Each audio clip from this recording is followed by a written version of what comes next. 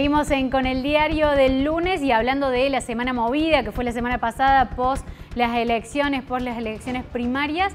Bueno, hubo un cambio finalmente de gabinete, hubo nuevos ministros y esta tarde fue el juramento de esos ministros. Repasamos cómo quedó ese cambio y cómo quedó el nuevo gabinete presidencial. Ha quedado confirmado cómo será el nuevo gabinete, cuáles serán los cambios y cuáles serán los nombres. El presidente Alberto Fernández confirmó los cambios de ministros. Santiago Cafiero deja la jefatura de gabinete y asumirá como canciller. Juan Mansur, gobernador de Tucumán, será el nuevo jefe de gabinete. Aníbal Fernández irá al Ministerio de Seguridad. Jaime Persic, ministro de Educación. Daniel Filmus, de Ciencia y Tecnología. Julián Domínguez, en Ganadería, Agricultura y Pesca. Y Juan Ross, secretario de Comunicación y Prensa. Quedaron ratificados en sus cargos Eduardo Guado de Pedro en el Ministerio del Interior. Martín Guzmán en el Ministerio de Economía. Gabriel Catopodis en Obras Públicas. Juan Zabaleta en Desarrollo Social. Y Matías Culfas en Producción. Tenemos allí los nombres y la conformación del gabinete presidencial y le vamos a presentar ahora a conversar, a que nos ayude también a entender y a mirar el nuevo panorama al analista político, a Ignacio Zuleta, que ya está con nosotros para darle la bienvenida. Ignacio, ¿cómo estás? Buenas noches. ¿Qué tal? Buenas noches, ¿cómo les va? Muy bien. Bueno, vimos ahí cómo quedaba el gabinete presidencial, la nueva conformación. Hoy por la tarde estuvieron jurando, fue el acto oficial de juramento. Y queremos ver cuál es tu mirada acerca de esta conformación y lo que tenemos que esperar con respecto a este nuevo gabinete. No tengo ningún juicio de que esperar que actúen y ver. No se puede juzgar un gabinete antes que arranque. Creo que es un producto de una crisis política producida en el gobierno, que es una coalición electoral cuyo único propósito es electoral y que si pierde las elecciones, como le pasó en las PASO de hace 2 domingos, no es que perdió, pero sacó porcentual de votos menor que la oposición, eso es perder las elecciones. Esa coalición creada para ir a elecciones estalló por el aire. Entonces el gobierno tiene que buscar una nueva forma de recomponer una alianza que ha estallado con las PASO. Y ahora vamos a ver hacia adelante qué resultado da. Va a ser el resultado de la gestión. Lo que ocurre es que hay toda una mirada que tiene que ver con la campaña, es interesada.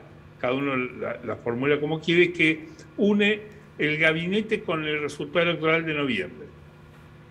Yo no creo que las razones del voto, que son profundas, en un país que vota más o menos siempre igual, vayan a cambiar por un gabinete. Esto no es ni alienta ni desalienta un resultado electoral en un sentido o en otro. Hay que entender que el voto no es algo que se decide en 45 días porque hay un gabinete o no lo haya. No viene de ahí. El voto la razón del voto, que es un misterio, como todo producto de mercado, digamos, es compleja y está atada o radicada en muchos elementos de la vida de cada persona. Hay elementos afectivos, elementos está la racionalidad, está el interés, está la pertenencia a una comarca, la pertenencia a una ideología, hasta una familia, y familias que son identificadas con un signo político. Ignacio, ¿de dónde salen los votos que necesita el gobierno? ¿Son los votos de la gente que no fue a votar, de los que votaron en blanco, de los que ya no votan a las opciones que quedaron en el camino? Eso no lo sabe nadie. Si nosotros supiéramos, cualquiera de nosotros supiera dónde están los votos, seríamos, no presidentes, reyes seríamos. Tendríamos la vaca atada, como se dice vulgarmente. No, decir que alguien tiene la clave sobre cómo lograr los votos está tomándole el pelo. Es un misterio. Ahora, lo resuelve bastante de manera sencilla la realidad. La Argentina es un país que vota más o menos siempre igual. Si uno mira las elecciones del 89 para acá, Angeló Menem hasta Macri contra los Fernández en 2019 y todo, 38, 39%, 40% del voto no peronista. Y el voto peronista fluctúa de acuerdo con las alianzas que forman. No esperen sorpresas en el voto. Más o menos se vota igual. Pero Ignacio, entonces con En este paso el elemento diferencial es que fue poca gente a votar, pero probablemente puede volver a votar, no es difícil. Ese es el punto diferencial, Ignacio, puede ser, de que puede ser, el oficialismo puede recuperar algunos puntos, particularmente en el conurbano. No sé. Espere 45 días, ¿quién se da ahí? Espere. ¿Quién se va a poner uno a especular cosas, negocios que son de otros? Ignacio, Se va a vender la gaseosa con azúcar más que la sin azúcar. Y lo saben los expertos en marketing. El gobierno confía en que hay distritos en los cuales la diferencia electoral en porcentaje de votos siempre es chica, en contra, digamos, y que puede, con un esfuerzo, acercarse a la paridad y en algún caso ganar. Ellos hablan de Santa Fe, de Buenos Aires, hablan de distritos como La Pampa y Chaco, que en el 2017, que es la elección con la cual hay que comparar esta, la de diputados, se perdieron, el peronismo perdió esas elecciones y recuperó después en la general, perdió la PASO y ganó la general. Lugares como Chubut, donde hay una lista vinculada con el cristinismo y una lista con el masismo, confían en que si bajan la lista del masismo, el voto peronista se va a derivar hacia el cristianismo y pueden llegar a ganarle al no peronismo que ganó la PASO. O sea, hay Santa Cruz, donde hay lemas, entonces como va la elección local con la nacional pegada, a lo mejor el lema en los cargos locales beneficia por arrastre hacia arriba a las categorías nacionales. Esas son las especulaciones. Ahora, esta que pasó la pensaban ganar y no la ganaron. Nada quiere decir que la ganen. También tiene la oposición, porque, digamos, el follaje de la campaña que ya está en marcha nos hace no percibir que es cierto que votó menos gente al peronismo, pero también votó menos gente a la oposición. Las dos perdieron votos. Digamos, la no asistencia a la urna embromó a oficialismo y oposición. Lo que pasa es que en el cálculo porcentual le fue mejor a la oposición, ¿sí?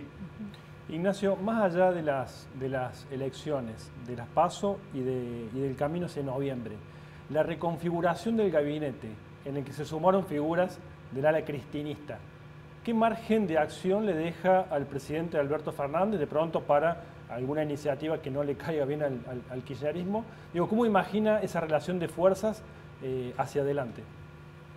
Es un error entender la política diferenciando entre peronismo y kirchnerismo. Es lo mismo.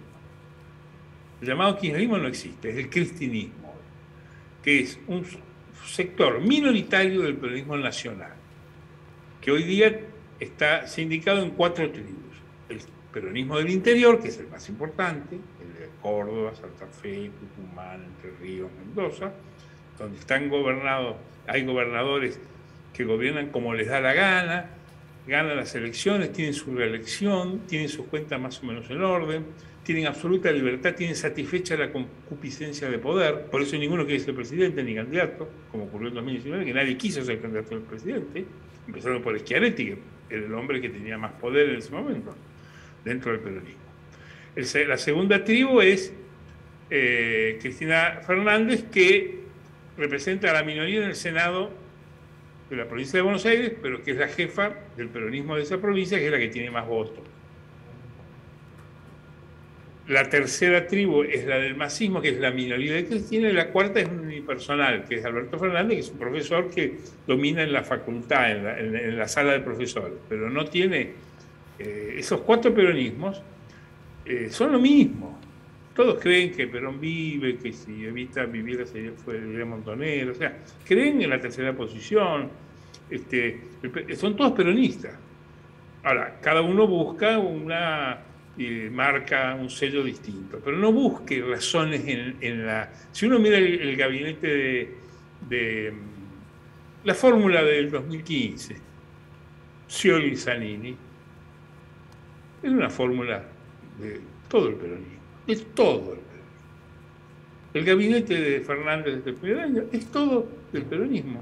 Hay gente de la tribu de Massa, hay gente de la tribu de Alberto Fernández, de la tribu de Cristina. De lo que hay menos es del peronismo del interior, que es una de las razones de la debilidad del gobierno nacional, que no tiene el respaldo sólido del peronismo del interior, como nunca el peronismo del AMBA lo tuvo. No lo tuvo con Menem Cafiero, no lo tuvo con Menem Duhalde, no lo tuvo con Menem contra Duhalde Kirchner, y lo hicieron perder a Scioli en el 2015. Y ahora han hecho perder a Cristina y al AMBA en esta elección paso. Es decir, para entender la política argentina hay que ir desmenuzando. Y la primera dialéctica es peronismo del interior contra peronismo del AMBA. El peronismo del interior no quiere el peronismo del AMBA. La provincia de Buenos Aires es sangurrienta, tiene el 35%, 40% de los votos, tiene el 40% del PBI, se lleva toda la coparticipación y quiere más, y encima nos hace perder. Porque nos traslada a su crisis. Nos hicieron apoyar a Duhalde, perdió Duhalde. Nos hicieron apoyar a Scioli, perdió Scioli. O sea, esa dialéctica es la que hay que, por ese agujero hay que ver la política argentina. Ojo también el no peronismo, ¿no? Porque una cosa es el radicalismo de Negri, que quizás sea el hombre más poderoso del radicalismo, porque es el jefe de la oposición en el Congreso, o de Gerardo Morales o de Cornejo, que el radicalismo de Nosiglia, Lutó, y la provincia de Buenos Aires, del Pose. Es otra raza dentro del mismo radicalismo. Ignacio, o sea que, sí. ¿Y cómo analiza en ese sentido, en lo que hablaba de esto del peronismo, la presidencia que ha tomado el gobernador de Córdoba, Schiaretti, y que ha decidido no jugar, o al menos mantenerse al margen desde hace un tiempo, ya mucho más ahora que se desató esta crisis en el gobierno? A lo que le acabo de decir, el peronismo del interior no quiere estar cerca, nunca quería estar cerca del peronismo metropolitano. En los años 90, bueno, en los 80, confrontó a Menem con Cafiero y le ganaron. Lo tumbaron a Cafiero y tumbaron al peronismo del AMBA. Se recompone ese peronismo con la fórmula Duhalde-Menem, que gobiernan 10 años. Pero cuando viene la elección de 1989, recuerden, las provincias que en aquel momento podían poner la fecha de sus elecciones de cargos nacionales, después se unificaron. La convocatoria de los cargos nacionales es hecha por la Nación en un mismo día. En aquel momento las provincias podían poner su fecha, y la mayoría puso una fecha distinta de la nacional. ¿Para qué? Para no quedar atados al destino de Duhalde, y por esas razones Duhalde perdió o lo hicieron perder. Eso va a quedar en el misterio de los tiempos. Esto se lo voy a repetir en la elección de 2003. ¿Quién gana la elección de 2003? La gana Menem, no Kirchner. La gana Menem y la pierde Kirchner-Duhalde. Después Menem no se presenta a la batalla, es otra historia. Y eso se va repitiendo a lo largo del tiempo. Entonces, la conducta del peronismo del interior es ser presidente en el juego nacional, salvo algunas excepciones. O sea, que no me extraña a mí que Schiaretti esté en ese juego, como están todos los gobernadores. Yo no quiero ser autorreferencial, pero yo en la columna hoy de Clarín cuento el tono de la reunión de gobernadores del peronismo con el presidente en La Rioja el día viernes, que yo no he encontrado otro registro, fue muy dura. A los cachetazos le dijeron de todo. Nos vas a hacer perder, nos traes acá para una foto, termina con los planes sociales. Fue muy, ¿por qué no le aceptaste la renuncia a los ministros? Está contado en el Clarín de hoy, en la columna Van Premier, el relato de esa reunión. Lo maltrataron. Ignacio, y en esta hablamos del peronismo, del no peronismo. ¿Es cierto que hay como por ahí partidos políticos desgastados actualmente en Argentina, tal vez en todo el mundo? Y si hay o falta tal vez una iniciativa de otros partidos políticos o de otras fuerzas políticas. La cuestión que señalas es de las más importantes que hay, pero yo la desmenuzaría un poco. El formato de los partidos políticos, que nacieron como clubes políticos en Europa, quizá en el siglo XVIII, siglo XIX, es una herramienta obsoleta. Es como la fusta del caballo o como el carro de caballo. Fue hecho para un mundo, un planeta, una cultura, un sistema que ya no vivimos, no lo tenemos y no sirve más. Ahora, la institucionalidad de Occidente, que está recortada por la democracia de la Constitución americana y sus efectos planetarios, porque esa Constitución influye en Europa, en el constitucionalismo europeo también, se articula con la institución de los partidos políticos. No se ha encontrado otra forma, no se ha encontrado, salvo los dictadores, eso sí, porque esa la hacen fácil. El dictador se sienta, pega 4 gritos y se baja la persiana y se acabó Afganistán, digamos. Pero no ha aparecido otra institucionalidad. Entonces, uno de los problemas que padece hoy el Occidente en el mundo es la caída terminal de los sistemas políticos por la esclerosis del sistema de partidos. Y solo algunas excepciones en el mundo se salvan de la crisis del sistema. La Argentina es uno de los países que se salva hasta el día de hoy. La Argentina tiene 105 años de ley Sáenz Peña, con voto obligatorio, donde 2 familias políticas votan casi el 80% de los votos, abarcan, cubren, se identifican el 80% de los votos. No hay extremos, no hay extrema izquierda, no hay extrema derecha, no hay indignados, no hay antisistema. Y eso hace un sistema que, salvo las interrupciones militares, ha hecho que las 2 familias políticas argentinas estén representadas en esa grilla durante 105 años, que son la familia que hoy es el radicalismo y sus aliados, y la que es el peronismo y sus aliados. El peronismo más cerca del conservadorismo clásico y el radicalismo más cerca de un progresismo socialdemócrata. Y eso produce una estabilidad del sistema que hace que la Argentina sea de los pocos países donde hay un sistema que funciona. Lo estamos viendo hoy, tenemos una crisis tremenda, un país con 20 años fuera del mercado de crédito voluntario porque está en default, con 2 coaliciones que nacieron de 2 familias políticas que se construyeron después de 1983, después de la dictadura militar, se construyeron con 2 liderazgos fuertes, que son Menem y Alfonsín. 2 liderazgos que no están más, que se murieron y que no han sido reemplazados. Por eso la familia radical no tiene jefe, son un arco de caciques, los del no peronismo, radicales y de partidos vecinales. El PRO es un partido vecinal de la Ciudad de Buenos Aires y está en algunas provincias. Y el peronismo es una liga de gobernadores, que lo es desde los años 80. La liga de gobernadores que manejaba Cafiero, recuerden, hasta que pierde con Menem. Y sin embargo, hemos estado ante un proceso electoral que es el actual 2019, donde confrontó el peronismo con el no peronismo, donde los candidatos no se saludaron, no se ponen la banda, se insultan, se ignoran, se descalifican, se ningunean, se excluyen, se cancelan, pero el proceso electoral fue de una paz total. Se votó, no sonó un solo tiro, nadie le pegó a nadie, se hizo la transición y buenas noches, Bariloche.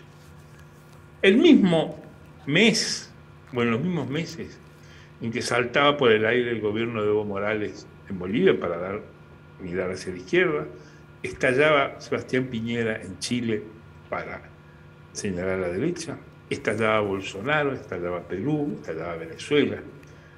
Y ese proceso ha ido agravándose con la peste, porque eso ha impedido que los gobiernos enfrenten esa agresión casi bélica que es la peste, y cae Trump, que en enero del 2020 todo el mundo creía que estaba reelecto ya.